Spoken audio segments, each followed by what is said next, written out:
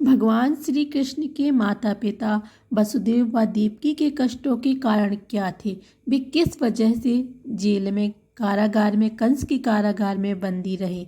तो आइए जानते हैं उनके पूर्व जन्मों की कहानी। तो श्रीमद् भागवत गीता महापुराण की एक कथा के अनुसार एक बार राजा परीक्षित के पुत्र जन्मेजय ने सत्यवती पुत्र महर्षि व्यास से कई प्रश्न पूछे। वसुदेव तथा देवकी ने ऐसे कौन से कर्म पूर्व जन्म में किए थे जिससे उनके यहाँ परमात्मा भगवान श्री कृष्ण का जन्म हुआ। धर्मपरायण वसुदेव, जिनके पुत्र के रूप में साक्षात भगवान विष्णु अवतरित हुए, वे कंस के कारागार में क्यों बंदी हुए? उन्होंने अपनी पत्नी देवकी के साथ ऐसा क्या अपराध किया जिससे कंस के द्वारा देवकी के 6 पुत्रों का वध कर दिया गया? जगत की सृष्टि करने में समर्थ उन भगवान श्री कृष्ण ने माता देवकी के गर्भ में रहते हुए ही अपने माता पिता को बंधन से मुक्त क्यों नहीं कर दिया? वे 6 पुत्र कौन थे? वह कन्या कौन थी जिसे कंस ने पत्थर पर पटक दिया था और वह हाथ से छूटकर आकाश में चली गई और पुनः अष्टभुज के रूप में प्रकट हुई? जन्मेजय ने कहा, हे दयानिधि, हे सर्वज्ञ, मेरा मन इन संदेहों से व्याकुल हो रहा है, इसीलिए मेरे इन संदेहों को दूर कर मेरे मन को शांत कीजिए। व्यास जी ने जन्मेजय से कहा, इस विषय में क्या कहा जाए? कर्मों की गति बड़ी गहन होती है। कर्म की गति जानने में देवता भी समर्थ नहीं है, मानव की तो बात ही क्या है। जब से इस त्रिगुणात्मक ब्रह्मांड का आविर्भाव हुआ है, उसी समय से कर्म के द्वारा सभी की उत्पत्ति होती आ रही है। समस्त जीव कर्म रूपी बीज से उत्पन्न होते हैं। तत्वों के ज्ञाता विद्वानों ने 3 प्रकार के कर्म बताए हैं: संचित, प्रारब्ध तथा वर्तमान। कर्मों का ये त्रिविध इस शरीर में अवश्य विद्यमान रहता है। काल के पास में बंधे हुए समस्त जीवों को अपने द्वारा किए गए शुभ अथवा अशुभ कर्मों का फल निश्चित रूप से भोगना ही पड़ता है। प्रत्येक जीव का प्रारब्ध निश्चित रूप से विधि के द्वारा ही निर्मित होता है। ऊर्ध्व कर्मन की गति न्यारी, सब नदियाँ जल भरी भरी रहियाँ, सागर के ही विध खारी। उज्ज्वल पंख दिए बगुला को, कोयल के ही गुणकारी, सुंदर नयन मृगा को दीने, बन बन फिरत उजारी। मूरख मूरख राजे, कीन पंडित फिरत भिकारी, सूर्य श्याम मिलने की आशा, छिन छिन बीतत भारी। सृष्टि के समय ब्रह्मा आदि सभी देवताओं की उत्पत्ति होती है और कल्प के अंत में क्रमशः उनका नाश भी होता जाता है। जिसके नाश में जो निमित्त बन चुका है, उसी के द्वारा उसकी मृत्यु होती है। विधाता ने जो रच दिया है वह अवश्य होता है, इसके विपरीत कुछ नहीं होता। जन्म, मृत्यु, बुढ़ापा, रोग, दुख अथवा सुख जो सुनिश्चित है वह उसी रूप में अवश्य प्राप्त होता है। इसके विपरीत दूसरा सिद्धांत है ही नहीं है। जन्म मृत्यु जरा व्याधि दुखम वा सुखमेव वा तत्थेयो भवेत् कामम नान्यथे विनिर्णयः। श्रीमद् भागवत गीता में 4, 20, 30 राग द्वेष आदि भाव स्वर्ग में भी होते हैं और इस प्रकार ये भाव देवताओं, मनुष्यों तथा पशु पक्षियों में भी विद्यमान रहते हैं। पूर्व जन्म में किए हुए बैर तथा स्नेह के कारण ये समस्त विकार शरीर के साथ सदा संलग्न रहते हैं। आदि अंतर्हित यह कर्म ही जगत का कारण है। भगवान विष्णु भी अपनी इच्छा से जन्म लेने के लिए स्वतंत्र होते तो भी अनेक प्रकार के सुखों व वैकुंठपुरी का निवास छोड़कर निम्न योनियों मृत्स्य, कूर्म, वराह, वामन में जन्म क्यों लेते? ब्रह्मा आदि सभी देवता भी कर्म के बस में हैं और अपने किए कर्मों के फलस्वरूप सुख दुख प्राप्त करते हैं। प्रत्यक्ष दिखाई देने वाले सूर्य और चंद्र कर्म से ही नियमित रूप से परिभ्रमण करते हैं तथा सबको सुख प्रदान करते हैं, किंतु उनके शत्रु राहु के द्वारा उन्हें होने वाली पीड़ा दूर नहीं होती। सूर्यपुत्र शनिश्चर मंद और चंद्रमा क्षय रोगी तथा कलंकी कहे जाते हैं। बड़े बड़े देवताओं के विषय में भी विधि का विधान अटल है। भगवान विष्णु को रामावतार ग्रहण करके वनवास का दारुण कष्ट, सीता हरण का महान दुख, रावण से युद्ध व पत्नी परित्याग की असीम वेदना सहनी पड़ी। उसी प्रकार कृष्ण अवतार में बंदी गृह में जन्म, गोकुल गमन, गोचारण, कंसवध और फिर द्वारका के लिए प्रस्थान आदि अनेक सांसारिक दुखों को भोगना पड़ा।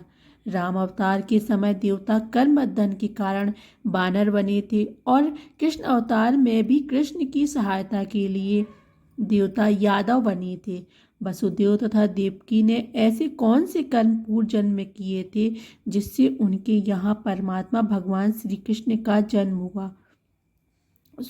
तर में जब माता देवकी का पहला जन्म हुआ था उसी समय उनका नाम प्रसी तथा वसुदेव सुतपा नामक प्रजापति थे। दोनों ने संतान प्राप्ति की अभिलाषा से सूखे पत्ते खाकर और कभी हवा पीकर देवताओं के 12,000 वर्षों तक तप किया था। इंद्रियों का दमन करके दोनों ने वर्षा, वायु, धूप, शीत आदि काल के विभिन्न गुणों को सहन किया और प्राणायाम के द्वारा अपने मन के मल को धो डाले। उनकी परम तपस्या, श्रद्धा और प्रेममयी भक्ति से प्रसन्न होकर श्री विष्णु उनकी अभिलाषा पूर्ण करने के लिए उनके सामने प्रकट हुए और उन दोनों से कहा कि तुम्हारी जो इच्छा हो मांग लो। तब उन दोनों ने भगवान श्री हरि जैसा पुत्र मांगा। भगवान विष्णु उन्हें तथास्तु कहकर अंतर्धान हो गए। वर देने के बाद भगवान ने शील, स्वभाव, उदारता आदि गुणों में अपने जैसा अन्य किसी को नहीं देखा। ऐसी स्थिति में भगवान ने विचार किया कि मैंने उनको वर तो दे दिया कि मेरे सदृश पुत्र होगा, परंतु इसको मैं पूरा नहीं कर सकता क्योंकि संसार में वैसा अन्य कोई है ही नहीं। किसी को कोई वस्तु देने की प्रतिज्ञा करके पूरी ना कर सके तो उसके सामने दुगनी वस्तु देनी चाहिए। ऐसा विचार कर भगवान ने स्वयं उन दोनों के पुत्र के रूप में 3 बार अवतार लेने का निर्णय किया। इसीलिए भगवान जब प्रथम बार उन दोनों के पुत्र हुए उस समय वे प्रसिग्रभ के नाम से जाने गए। दूसरे जन्म में माता प्रसी अदिति हुई और सुतपा कश्यप हुए। उस समय भगवान वामन के रूप में उनके पुत्र हुए। फिर द्वापर में उन दोनों का तीसरा जन्म हुआ। इस जन्म में वही अदिति देवकी हुई और कश्यप वसुदेव जी हुए और अपने वचन को सच करने के लिए भगवान विष्णु ने उनके पुत्र के रूप में श्री कृष्ण अवतार लिया। वसुदेव और देवकी और रोहिणी के पूर्व जन्म की कथा और अवतार ग्रहण का रहस्य कश्यप मुनि और उनकी 2 पत्नियां अदिति और दिति ने ही जल जंतुओं के स्वामी वरुण देव के साप बस पृथ्वी पर वसुदेव, देवकी और रोहिणी के रूप में अवतार ग्रहण किया था। एक बार महर्षि कश्यप यज्ञ कार्य के लिए वरुण देव की गौ ले आए और यज्ञ कार्य की समाप्ति के बाद वरुण देव के बहुत याचना करने पर भी उन्होंने वह गौ वापस नहीं दी। तब उदास मन से वरुण देव ब्रह्मा जी के पास गए और उनको अपना दुख सुनाते हुए कहा कि हे महाभाग, वह अभिमानी कश्यप मेरी गाय नहीं लौटा रहा, अतः मैंने उसे शाप दे दिया कि मनुष्य जन्म लेकर तुम गौपालक हो जाओ और तुम्हारी दोनों पत्नियां भी मानव योनि में उत्पन्न होकर अत्यधिक दुखी रहें। मेरी गाय के बछड़े माता से अलग होकर बहुत दुखी हैं और रो रहे हैं, अतएव पृथ्वी लोक में जन्म लेने पर यह अदिति भी मृतवत्सा जन्म लेते ही बच्चों का मृत्यु को प्राप्त हो जाना होगी। इसे कारागार में रहना पड़ेगा और उसे बहुत कष्ट भोगना होगा। वरुण देव की बात सुनकर प्रजापति ब्रह्मा ने कश्यप मुनि को बुलाया और पूछा, आपने लोकपाल वरुण की गाय का हरण क्यों किया और फिर आपने गाय को लौटाया भी नहीं? आप ऐसा अन्याय क्यों कर रहे हैं? न्याय को जानते हुए भी आपने दूसरों के धन का हरण किया है। लोभ की ऐसी महिमा है कि वह महान से महान लोगों को भी नहीं छोड़ता। संसार में लोभ से बढ़कर अपवित्र अन्य कोई चीज नहीं है। यह सबसे बलवान शत्रु है। महर्षि कश्यप भी इस नीच लोभ वश दुराचार में लिप्त हो गए। अतः मर्यादा की रक्षा के लिए ब्रह्मा जी ने अपने प्रिय पौत्र कश्यप मुनि को शाप दे दिया कि तुम अपने अंश से पृथ्वी पर यदुवंश में जन्म लेकर वहां अपनी दोनों पत्नियों के साथ गोपालन का कार्य करेंगे। इस प्रकार अंश अवतार लेने तथा पृथ्वी का बोझ उतारने के लिए वरुण देव तथा ब्रह्मा जी ने कश्यप मुनि को शाप दे दिया था। कश्यप मुनि ने अगले जन्म में वसुदेव जी और उनकी दोनों पत्नियों ने देवकी और रोहिणी के रूप में जन्म लिया। पूर्व जन्म में देवकी द्वारा किए गए कर्म ही देवकी के दुखों का कारण थे। दक्ष प्रजापति की दिति और अदिति नाम की दो सुंदर कन्याओं का विवाह कश्यप मुनि के साथ हुआ। अदिति के अत्यंत तेजस्वी पुत्र इंद्र हुए। भगवान विष्णु ने इंद्र का पक्ष लेकर दिति के दोनों पुत्र हिरण्यकश्यपु और हिरण्याक्ष को मार डाला। तब दिति ने सोचा, मैं कोई ऐसा उपाय करूंगी जिससे मुझे ऐसा पुत्र प्राप्त हो जो इंद्र को मार डाले। भगवान की ऐसी माया है। लोग अपने को और अपने आत्मीय को तो बचाना चाहते हैं, लेकिन दूसरों से द्रोह करते हैं। यह द्रोह नरक में ले जाने का रास्ता है। तब इंद्र जैसे ओजस्वी पुत्र के लिए दिति के मन में इच्छा जागृत हुई। अतः वह अपने पति कश्यप जी को प्रसन्न करने के लिए उनकी सेवा करने लगी। दिति ने अपने मन का संयम कर प्रेम, विवेक, मधुर भाषण, मुस्कान व चितवन से कश्यप जी के मन को जीत लिया। वे दिति की सेवाओं से मुग्ध होकर जड़ हो गए। उन्होंने दिति से कहा, अब तुम जो चाहो हम करने को तैयार हैं। दिति ने देखा कि ये वचनबद्ध हो गए हैं, तो उसने कश्यप जी से प्रार्थना की कि मुझे बलशाली एवं परम शक्ति संपन्न पुत्र देने की कृपा करें जो इंद्र को मार दे। यह सुनकर कश्यप जी को बहुत दुख हुआ, क्योंकि इंद्र अदिति के गर्भ से कश्यप जी के ही बेटे हैं। उन्होंने सोचा कि माया ने मुझे पकड़ लिया है। संसार में लोग स्वार्थ के लिए पति, पुत्र आदि का भी नाश कर देते हैं। अब क्या हो, मैंने जो वचन दिया है ना तो वह व्यर्थ होना चाहिए और ना इंद्र का अनिष्ट होना चाहिए। इस प्रकार सोच विचार करके कश्यप मुनि ने दिति को 1 वर्ष का पुंसवन व्रत धारण करने के लिए कहा। कश्यप जी ने कहा कि यदि तुम 1 वर्ष तक व्रत का पालन करोगी तो तुम्हारे जो बेटा होगा वह इंद्र को मारने वाला होगा, लेकिन यदि व्रत में कोई त्रुटि हो जाएगी तो वह इंद्र का मित्र हो जाएगा। कश्यप मुनि ने व्रत के लिए दिति को इन नियमों का पालन करने के लिए कहा। इस व्रत में किसी भी प्राणी को मन, वचन या कर्म के द्वारा सताएं नहीं।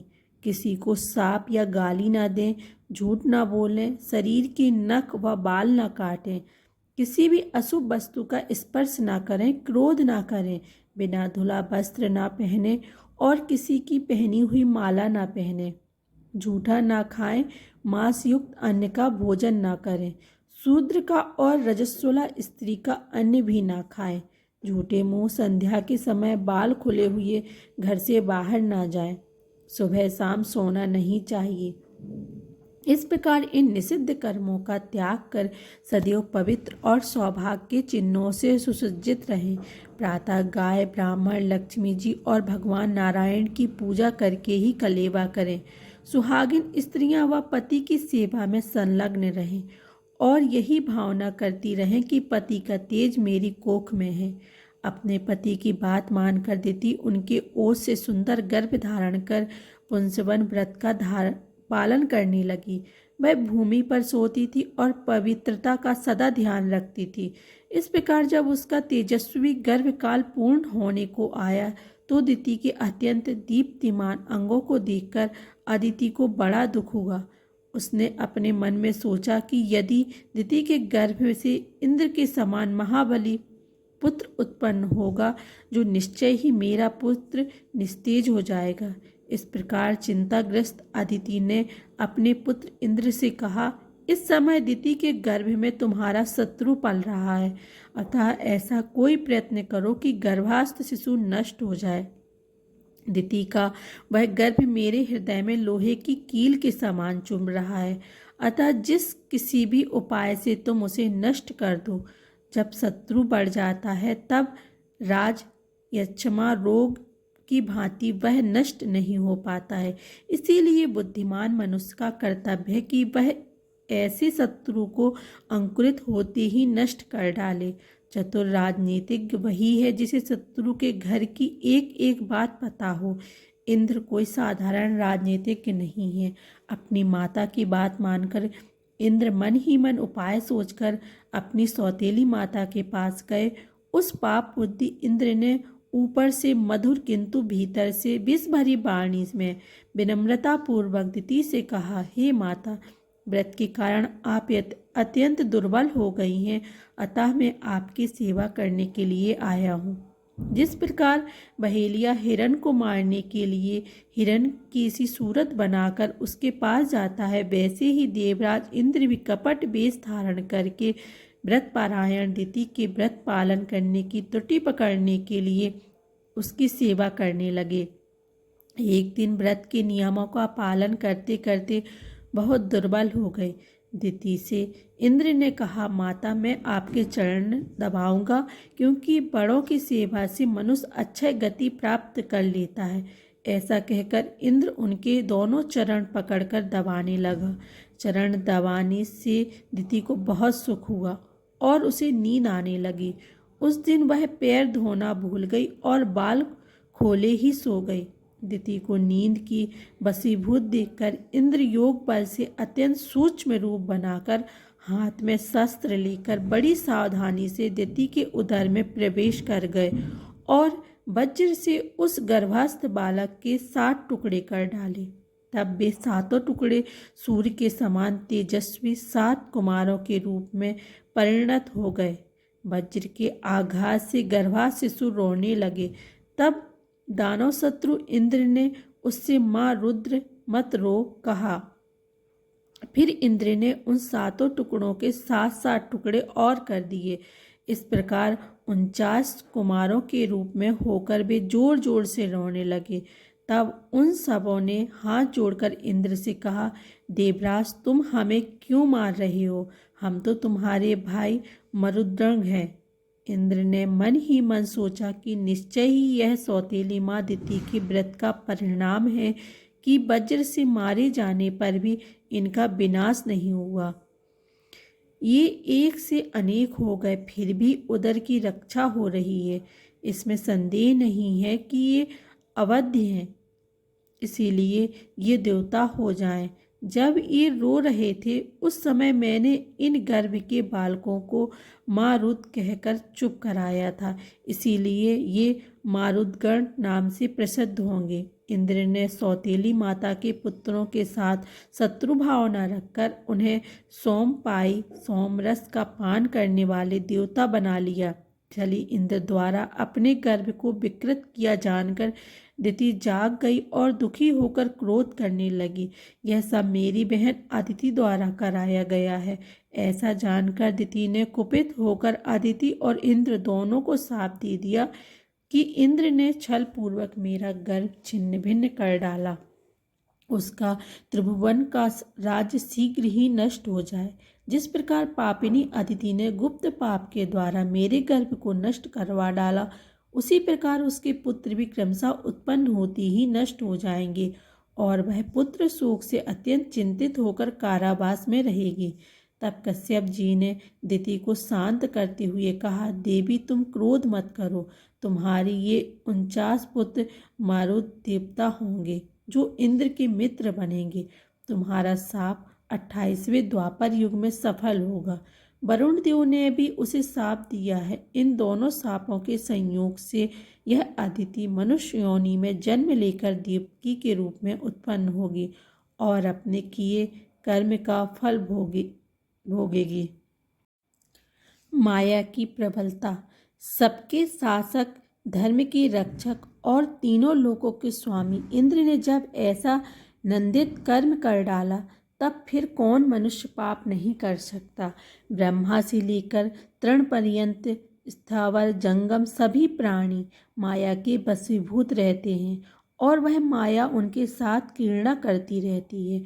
यह माया सभी को मोह में डाल देती है और जगत में निरंतर विकार उत्पन्न किया करती है। वेदों में कहा गया है कि सत्वगुण से सभी देवता, रजोगुण से मनुष्य तथा तमोगुण से पशु पक्षी आदि जीव उत्पन्न होते हैं। अतएव जब सत्वगुण में से उत्पन्न देवताओं में भी निरंतर आपस में बैर भाव रहता है, तब पशु पक्षियों में परस्पर जाति बैर उत्पन्न होने में क्या आश्चर्य है। देवता भी सदा असंतुष्ट रहते हुए दोष परायण होकर आपस में विरोधाभाव रखते हैं। चंद्रमा ने जानबूझकर अपने गुरु बृहस्पति की पत्नी का बलपूर्वक हरण कर लिया। उसी प्रकार इंद्र ने महर्षि गौतम की पत्नी के साथ अनाचार किया। जगतपति भगवान विष्णु ने वामन रूप धारण कर छल से राजा बलि को ठग लिया, लेकिन विजय राजा बलि की ही हुई, जिन्होंने समस्त भूमंडल का दान कर दिया। भगवान विष्णु जो त्रिविक्रम कहलाते हैं थे, छलने के लिए वामन बौना बने और उन्हें राजा बलि का द्वारपाल बनना पड़ा। ब्रह्मा जी वेदकर्ता और जगत की सृष्टि करने वाले हैं, किंतु वे भी सरस्वती को देखकर विकल हो गए। जब शिव जी की भार्या सती दक्ष यज्ञ में जलकर भस्म हो गई, तब लोगों का दुख दूर करने वाले होते हुए भी शिव जी शोक संतप्त हो गए और कामाग्नि से जलते हुए यमुना नदी में कूद पड़े। तब उनके ताप के कारण यमुना जी का जल श्याम वर्ण का हो गया। शिव जी भृगु ऋषि के वन में जाकर दिगंबर होकर विहार करने लगे। तब शांति प्राप्त करने के लिए उन्होंने दानवों के द्वारा निर्मित बावली का जल पिया।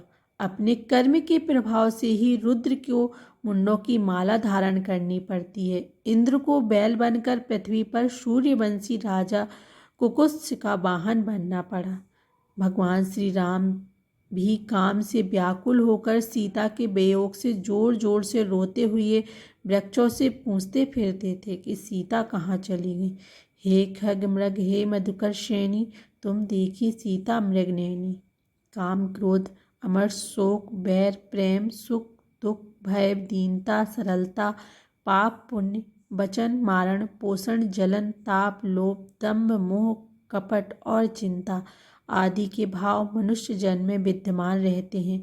वे भगवान विष्णु भी शाश्वत सुख का त्याग करके इन भावों से ग्रस्त मानव का जन्म बार बार लेते हैं। इसी प्रकार इस संसार में सभी प्राणी विधि के नियमों में बंधकर सदा सुख तथा दुख से युक्त रहते हैं। जगत की सृष्टि करने में समर्थ उन भगवान श्री कृष्ण ने माता देवकी के गर्भ में रहते हुए ही अपने माता पिता को बंधन से मुक्त क्यों नहीं कर दिया।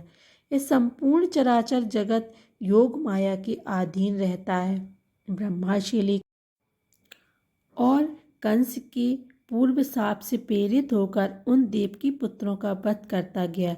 इसके बाद शेषनाग के अंश अवतार बलभद्र जी देवकी के 7वें गर्भ में आए।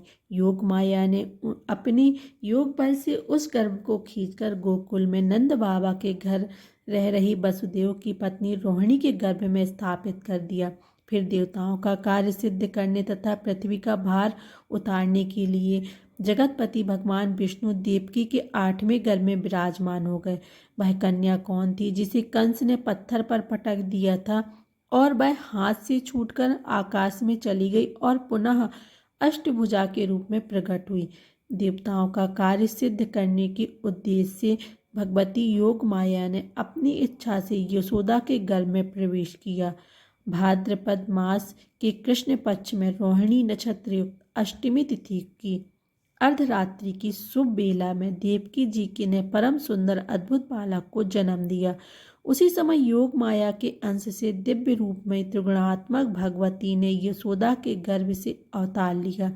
श्रीमद् भागवत महापुराण के अनुसार जब वसुदेव जी श्री कृष्ण को लेकर नंद बाबा के घर पहुँचे, तब स्वयं भगवती ने सौरंध्री का रूप धारण करके उस अलौकिक बालिका को अपने कर कमलों से वसुदेव जी को दे दिया। वसुदेव जी भी अपने पुत्र श्री कृष्ण को देवी रूपा सौरंध्री के कर कमल में रखकर योग माया स्वरूप उस बालिका को लेकर कारागार में लौट आए। कारागार में पहुंचकर उन्होंने देवकी की सैया पर बालिका को लिटा दिया। इतने में कन्या ने उच्च स्वर में रोना शुरू कर दिया। रोने की आवाज़ सुनते ही कंस तुरंत वहां आ पहुंचा। वसुदेव जो ने रोती हुई उस कन्या को कंस के हाथों में रख दिया। कन्या को देखकर कंस ने सोचा, आकाशवाणी और नारद जी का वचन दोनों ही गलत सिद्ध हुए। ऐसा सोचकर उस निर्मम कंस ने बालिका के दोनों पैर पकड़कर पत्थर पर पटका, किंतु वह कन्या कंस के हाथ से छूटकर आकाश में चली गई। वहां दिव्य रूप धारण कर उस कन्या ने मधुर स्वर में कहा, अरे पापी, मुझे मारने से तुम्हारा क्या लाभ होगा? तेरा महाबलशाली शत्रु तो जन्म ले चुका है। ऐसा कहकर वह कल्याणकारिणी भगवती स्वरूपी कन्या आकाश में चली गई। तो दोस्तों, ये थी हमारी श्री कृष्ण जन्म की पूरी स्टोरी और वसुदेव को और देवकी जी को जो कष्ट हुए उनकी पूर्व जन्म की पूरी कहानी। तो आप लोगों को ये वीडियो कैसी लगी? अगर अच्छी लगी हो तो प्लीज़ वीडियो को लाइक कीजिए, शेयर कीजिए और हमारे चैनल को सब्सक्राइब कीजिए। धन्यवाद दोस्तों।